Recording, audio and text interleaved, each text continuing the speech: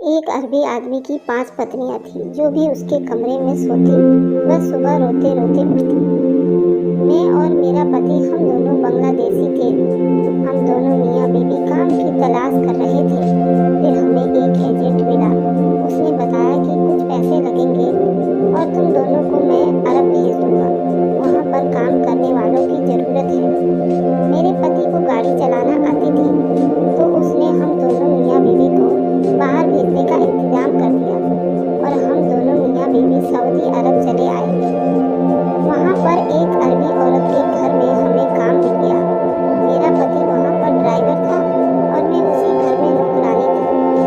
हम उस घर के हर एक सदस्य को अच्छी तरह से जानने लगे थे। अरबी आदमी की 4 बीवियाँ थीं, बल्कि 5 कहोगे। वह कुछ ज़्यादा सोच कर बोले थे। उन 5 बीवियों के काम के लिए हम दोनों की ज़रूरत थी और इस तरह इशारा किया जो कि उसी कमरे में खड़ा था। उस लड़के से कहा कि उसे बाहर ले जाओ। लड़का मुझे जाना पहचाना सा लगा था। बार बार पीछे मुड़कर देखता, फिर मुझे बड़े प्यार से अंदर वाले कमरे में ऊपर ले गया। सीढ़ियाँ चढ़कर ऊपर आते ही बड़े फ्रैंक अंदाज में मुझे बोला, मुझे पता है तुम लोग बांग्लादेशी हो, लेकिन खुदा के लिए यहाँ पर इस बात का चर्चा मत करना। तुम्हें हिंदी या उर्दू आती हो तो उसकी भी एक खास वजह है जो तुम्हें बाद में मालूम हो जाएगी। मैं हैरान थी कि हर कोई मुझे यही बात क्यों कह रहा है। क्या किसी के बांग्लादेशी होने से कोई तकलीफ था? तो एजेंट ने हमें यहाँ क्यों भेजा? खैर, हमें तो वहाँ काम करना था।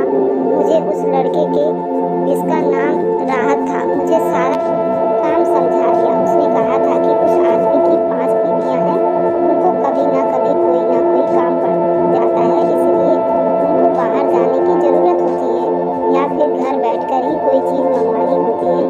तुम फौरन उनको सब कुछ ला देना जो वे मांगेंगे। वह भी और सारा एक घर का काम तुम पर ही है और किसी से कोई बात पूछने की ज़रूरत नहीं है। अब तुम्हारे दिमाग में ये भी सवाल आ रहा होगा कि शेख की 5 बीवियाँ कैसे हैं, क्योंकि वह तो मुसलमान है। मुसलमान बस 4 बीवियाँ ही रख सकता है। मैंने हाँ में सर हिला दिया। बात ये थी कि जो नीचे वाली मंजिल पर एक कम उम्र वाली लड़की रहती थी, उसको शेख ने तलाक दे दी थी। वह उनकी बीवी तो थी, लेकिन तलाकशुदा है। शेख उसके पास नहीं जाता, सिर्फ अपनी 4 बीवियों के साथ रहता है। और अच्छा यही होगा कि तुम अपने काम से काम रखोगी। आज के बाद ये बात किसी को से मत पूछना। मैं उसकी बातों पर अमल करते हुए वहाँ से निकल गई। अब सवाल तो ये था कि मेरा सारा दिन बस उनकी बीवी के हुक्म का इंतजार करती रहती थी। बदले में मुझे तनख्वाह कितना मिलता, ये सारी बातें मेरे दिमाग में घूम रही थी। तभी मुझे अंदर से किसी औरत की चीखने की आवाज़ें आईं।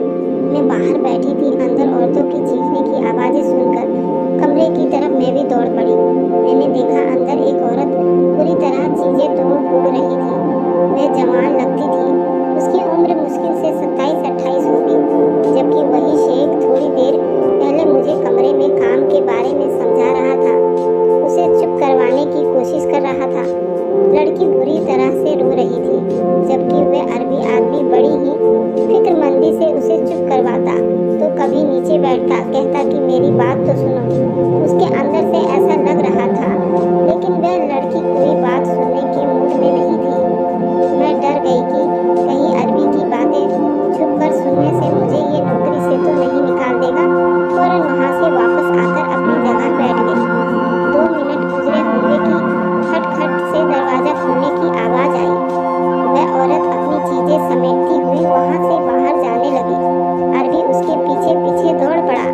मैंने अपनी नज़रें नीचे झुका ली थी, पर उस लड़की ने उस आदमी की कोई बात नहीं सुनी और वहाँ से भागती हुई चली गई। उसके आंखों में आंसू बह रहे थे। ऐसा लगता था कि वह बहुत बड़ी मुसीबत में है।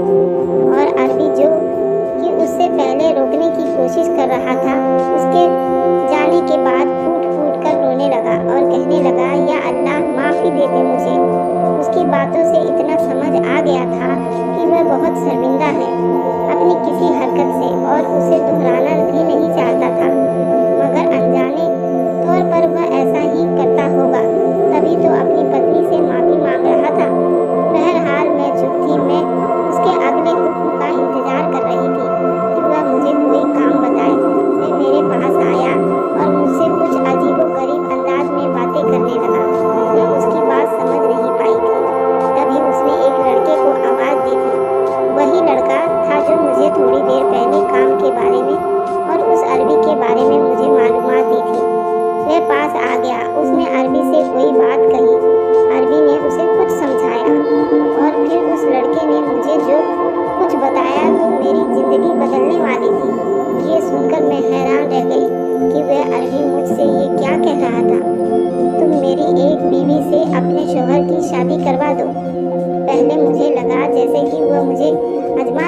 होगा मैं उसकी वफादार नौकर थी या नहीं साबित हो सकी।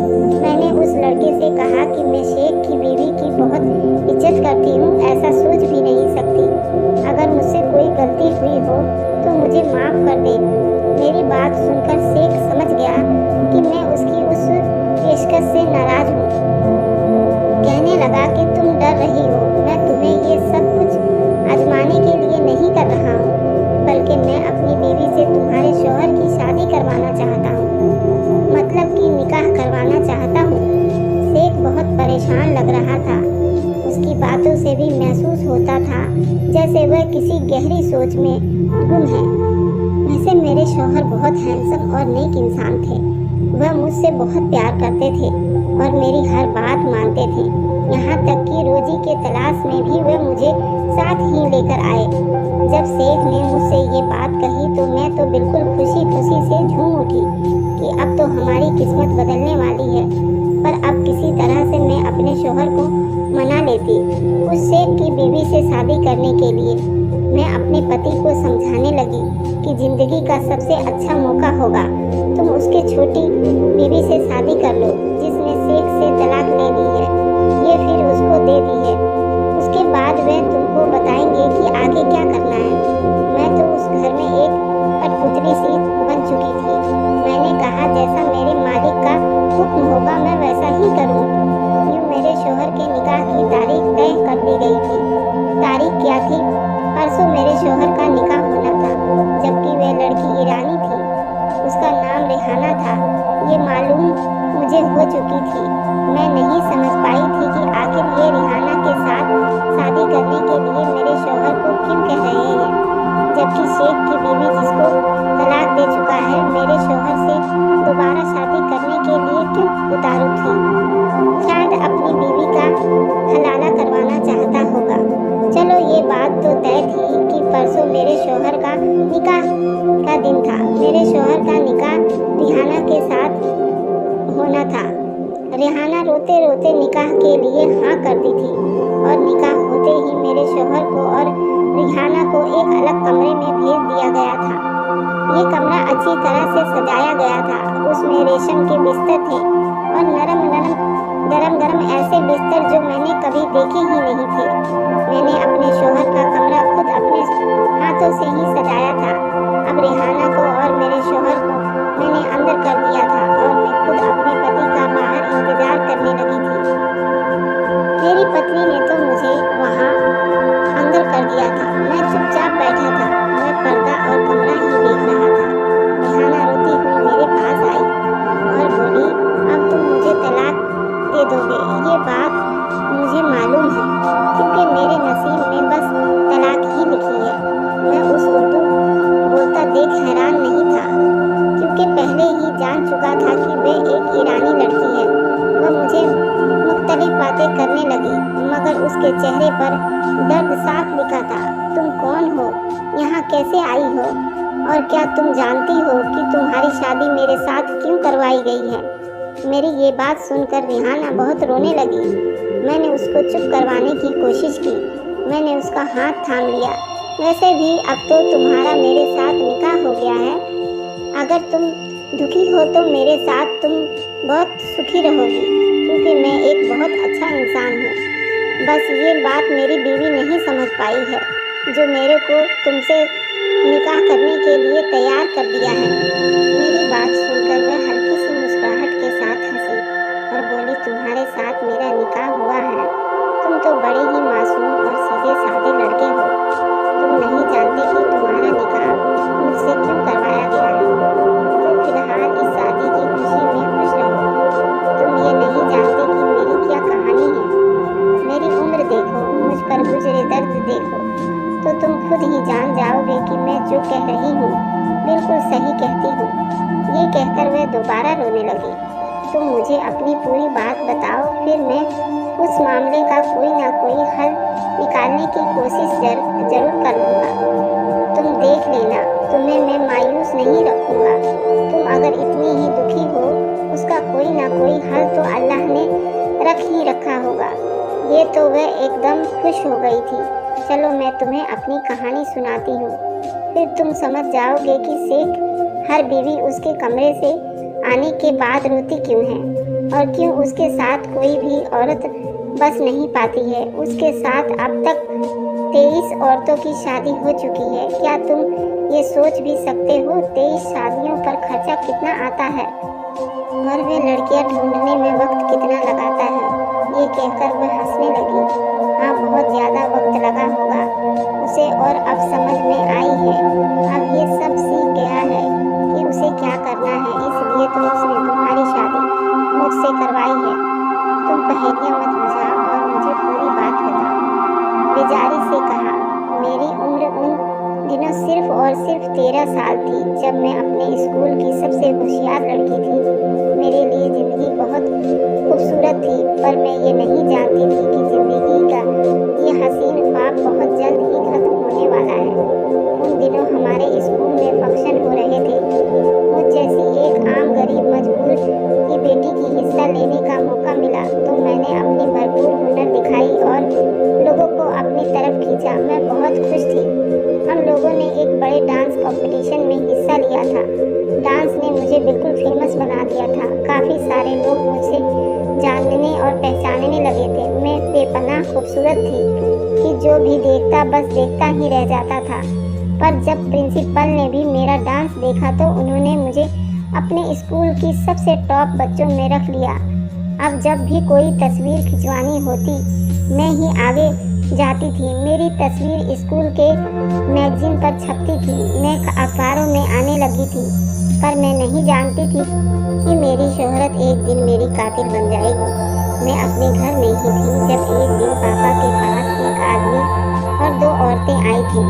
कहने लगी कि हम आपकी बेटी का इंटरव्यू करने आए हैं, साथ ही एक पेशकश भी दे रहे थे। पापा मेरे मजबूर और लालची आदमी थे। लालची नहीं कहोगे कि हालत के सताए हुए थे। जब पापा ने उन लोगों की इतनी बड़ी पेशकश सुनी, उनका मुंह खुला का खुला ही रह गया। दरअसल ये लोग पापा से कहने आए थे कि उनकी बेटी को सऊदी अरब लेकर जाएंगे, पढ़ाएंगे लिखाएंगे और साथ ही नौकरी भी करवाएंगे। तनख्वाह हर महीने बाकायदा पापा को भेज दिया करेंगे। मेरे पापा ने शायद पहली बार ऐसी बातें सुनी थी। बैठे बिठाए उन्हें करोड़ रुपए का लालच दिया गया। पापा खुशी से फूले नहीं समा रहे थे। 7 औरतें भी थीं, इसलिए उन लोगों पर यकीन कर लिया।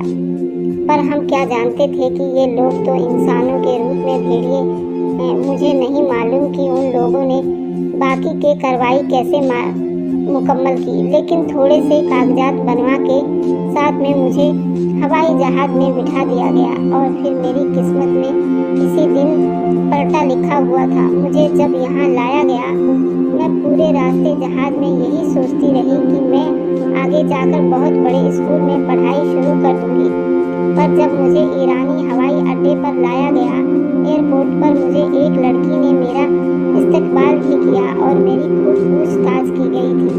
वह लड़की मुझे एक बहुत खूबसूरत बड़े सफ़ेद रंग के होटल में ले गई। उसके बाहर अरबी में कुछ लिखा हुआ था। मैं नहीं समझ पाई थी कि ये क्या है। वह लड़की मुझे ऐसे होटल में ले गई जहाँ पर माहौल बहुत ही अजीब था।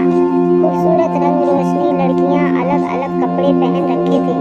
खुदा जाने कौन सा सऊदी अरब था। हमने तो यही सुन रखा था कि वहाँ अल्लाह पाक के सरजमीन है। वहाँ पर ऐसा कुछ नहीं है जैसा हमारे मुल्क में होता है।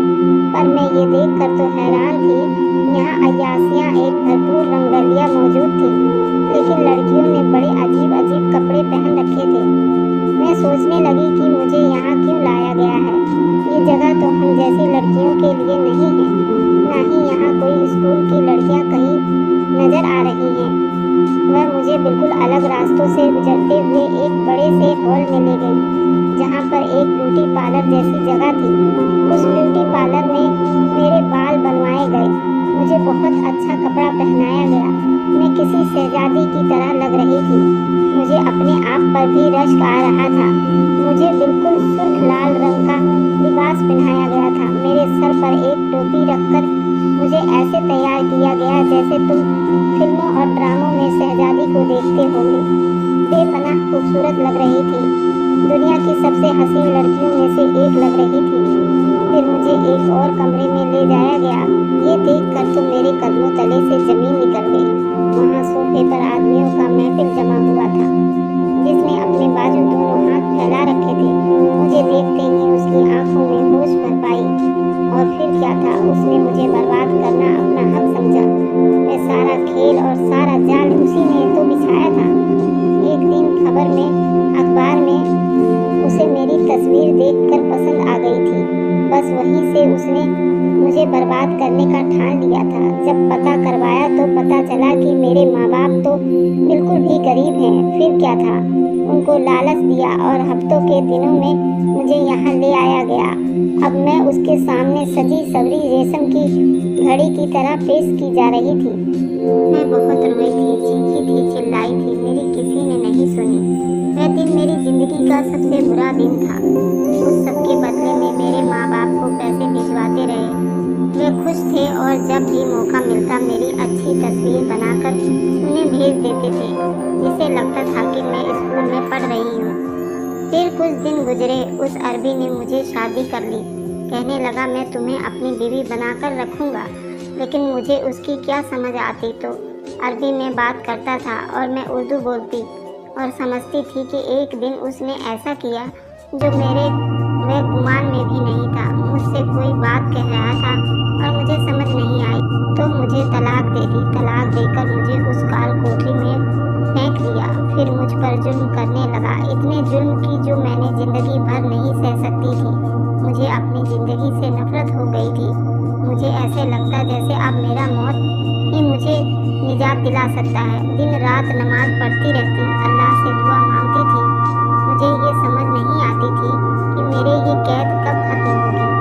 उस आदमी को ये सजा दी कि वह जिंदगी भर के लिए उजड़ गया। उसे ऐसी बीमारी हो गई है, कोई औरत उसके पास नहीं रहती। ऐसा गुस्सा आता है उसे, गुस्से के दौरे पड़ते हैं और ऐसी खतरनाक बातें करता है कि कोई भी औरत उसके साथ नहीं रहती, उसे छोड़कर चली जाती है। अब उसे अच्छी तरह से समझ आ गया है, एहसास भी हो गया है उसको मेरा दिल दुखाने पर, मुझ पर जुल्म करने का पर और मुझ जैसी नेक लड़की को एक घर से उठाकर अपने अय्यासी खाने में लाने का क्या अंजाम होता है। मैंने सब्र किया, हर रोज अल्लाह से दुआ की। अल्लाह ने उसके दिल में खुद के एहसास डाल दिया है। कोई औरत उसके साथ नहीं रह सकती। जब से मैं उसकी ज़िंदगी में आई हूँ, अब ये तुम्हारी शादी मेरे साथ करवा कर उस बात का हलाला करवाना चाहता है। पर मुझे लगता है कुछ अरसे के बाद ये तुम्हें कहेगा कि तुम मेरी पत्नी को तलाक दे दो, ताकि अब मैं दोबारा उससे शादी कर सकूँ। उसको यही जहालत समझ में आती है। ये कहकर तो वह चुप हो गई और मैं उसकी बातों से बहुत डर गया था कि ये अरबी लोग कितने अय्यास खोर होते हैं। बेचारी लड़की को ऐसे ही उठाकर लाया होगा। मेरी तो परेशानी की इंतहा न रही। मैंने ये सारी बातें अपनी बीवी को बताई। मेरी बीवी भी बहुत डर गई थी। ये कैसे इंसान है, लेकिन अब ये अपने इस जुर्म से तंग आ गया है। लड़की बहुत नेक है, तुम इसे नहीं जानते। उसने जिंदगी में कोई नमाज़े कज़ा नहीं की होगी। ये आदमी खुद भी उसकी बहुत तारीफ करता है, लेकिन अब उसके लिए एक नासूर बनकर रह गई हूँ। जब तक वह उसके घर में रहेगी तब तक आदमी बर्बाद ही रहेगा, पछताता रहेगा। इसलिए उसकी शादी करवा कर उसे रुखसत करना चाहता है, वापस अपने माँ बाप के घर भेजना चाहता है। तो अच्छा हुआ उसके साथ तुम्हारी शादी हो गई। मैं उस जालिम आदमी से कहूँगी कि वह तुम्हें तलाक दे दे, पर मजबूर ना करे। और जैसा सोच रही हूँ वैसा ना हो। पर वह जालिम आदमी मान गया। उसने रेहाना को मेरे साथ भेज दिया और हमें अच्छे खासे पैसे भी दिए। उसने रेहाना की ज़िंदगी बर्बाद की थी, उसे आबाद करने के भी उसने बहुत सारे पैसे दिए। रेहाना से माफ़ीनामा के तौर पर उसने रेहाना को एक बहुत बड़ा घर भी दिया था, पर उसके चेहरे पर मुस्कुराहट नाम की तो कोई चीज़ ही नहीं थी। पर मेरी माँ बहुत खुश है। माँ बाप को मैंने रेहाना की कहानी नहीं बताई, बस ये बताया कि वह बहुत नेक लड़की है और उसमें कोई शक नहीं है कि रेहाना जैसी नेक लड़कियाँ इस दुनिया में होती हैं। मेरी पत्नी और रेहाना दोनों बहुत मिलजुल कर रहते हैं। मेरी पत्नी और रेहाना मैं उन दोनों को बहुत खुश रखता हूँ, क्योंकि वे दोनों बहुत ही अच्छे हैं और नेक हैं। और हम अपने गांव में रिहाना को लेकर आए। यहाँ भी आकर वह बहुत खुश थी और मेरी बीवी भी बहुत खुश थी। शायद दुनिया में मेरे साथ ऐसा पहली बार ही हुआ था कि मेरी दोनों पत्नियां बहुत नेक और तारीफ लायक थी। तो धन्यवाद दोस्तों, ये मेरी स्टोरी कैसी लगी? जब तक के लिए बाय बाय, धन्यवाद, थैंक्स फॉर वॉचिंग।